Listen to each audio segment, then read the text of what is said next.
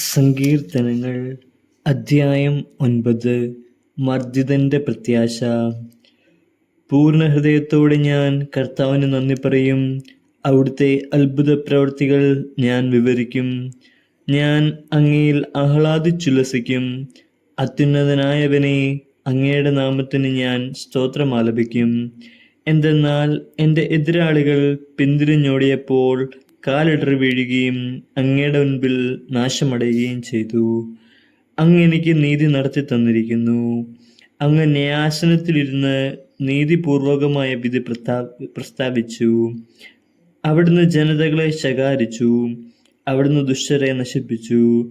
അവരുടെ നാമം എന്നേക്കുമായി മായ്ച്ചു കളഞ്ഞു.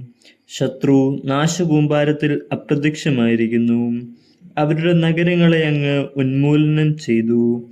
അവരുടെ സ്മരണ പോലും മാഞ്ഞു പോയിരിക്കുന്നു. എന്നാൽ കർത്താവ് എന്നേക്കുമായി സിംഹാസനസ്ഥനായിരിക്കുന്നു.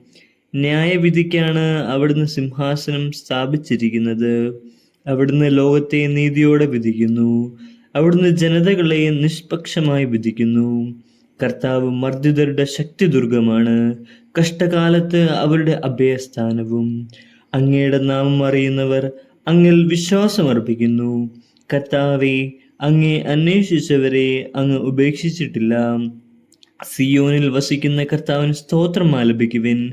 അവിടുത്തെ പ്രവൃത്തികളെ ജനതകളുടെ ഇടയിൽ പ്രഘോഷിക്കുവിൻ. എന്തെന്നാൽ രക്തത്തിന് പ്രതികാരം ചെയ്യുന്ന അവിടുന്ന് അവരെ ഓർമ്മിക്കും. പീഡിതരുടെ നിലവിളി അവിടുന്ന് മറക്കുന്നില്ല. കർത്താവെ, എന്നോട് കരുണ കാണിക്കണമേ. മരണ കവാടത്തിൽ നിന്ന് എന്നെ ഉദ്ധരിക്കുന്നവനെ, വൈരികൾ മൂലം ഞാൻ സഹിക്കുന്ന പീഡകൾ കാണണമേ. അങ്ങനെ ഞാൻ അവിടുത്തെ സ്തുതികൾ ആലപിക്കട്ടെ. അങ്ങ് നൽകിയ വിമോചനമോർത്ത് സിയോൻ പുത്രിയുടെ കവാടങ്ങളിൽ ഞാൻ സന്തോഷിക്കട്ടെ. തങ്ങൾ കുഴിച്ച കുഴിയിൽ തന്നെ ജനതകൾ വീണടിഞ്ഞു. തങ്ങൾ ഒരുക്കിയ കെണിയിൽ അവരുടെ തന്നെ പാദങ്ങൾ കുഴുങ്ങി. കർത്താവ് തന്നെ വെളിപ്പെടുത്തി. അവിടുന്ന് ന്യായവിധി നടത്തി. ദുഷ്ടർ സ്വന്തം കരവേലകളിൽ കുടുങ്ങി. ദുഷ്ടർ പാതാളത്തിൽ പതിക്കട്ടെ.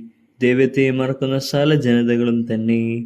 ദരിദ്രർ എന്നേക്കും വിസ്മരിക്കപ്പെടുകയില്ല. പാവങ്ങളുടെ പ്രത്യാശ എന്നേക്കുമായി അസ്തമിക്കുകയില്ല.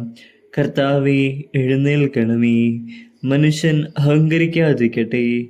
ജനതകൾ അങ്ങയുടെ സന്നിധിയിൽ വിധിക്കപ്പെടട്ടെ.